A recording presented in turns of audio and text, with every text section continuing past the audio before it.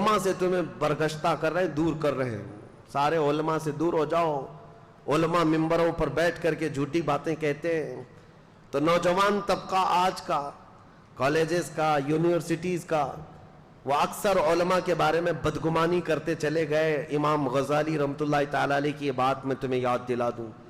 اللہ تبارک و تعالی جب کسی کو گمراہ کر کے ذلیل موت دینا چاہے تو سب سے پہلے اس کو علماء کی گستاخی میں لگاتا ہے.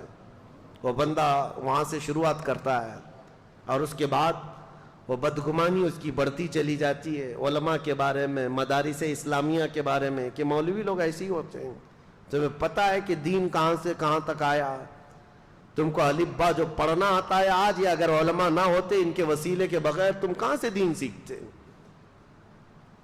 میرے عزیزوں، انٹرنیٹ پر سارا قرآن ہے، پڑھنے کے طریقے سب کچھ موجود ہے، لیکن کوئی تو پڑھا رہا ہوگا نا انٹرنیٹ پر بھی.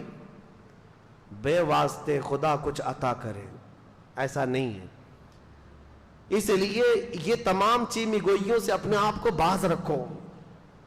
اور دین جو ہے ڈاکٹروں سے، انجینئروں سے، وکیلوں سے اب سیکھنے لگ گئے لوگ، علماء کو چھوڑ کر کے.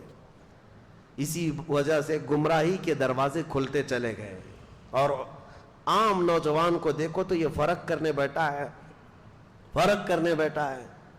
کوئی آ کر کے سوال کرتا ہے، سرکار غریب نواز افضل تھے کہ غوث پاک افضل تھے؟ تجھے کیا فرق پڑتا ہے؟ ان کی افضلیت کے متعلق، ان کے مقامات اور مراتب کے متعلق وہ صرف اس بات کے لیے سوال کر رہا ہے کہ دونوں میں سے کسی ایک کا درجہ گھٹا کر کے سوچے، کسی ایک کا درجہ گھٹا کر کے بتائے. اللہ نے دو آنکھیں دی ہیں، دونوں کا مقام برابر ہے، دونوں آنکھیں تمہاری برابر کی دیکھتی ہیں. کبھی تو آج تک تم یہ نہیں باتیں کرتے.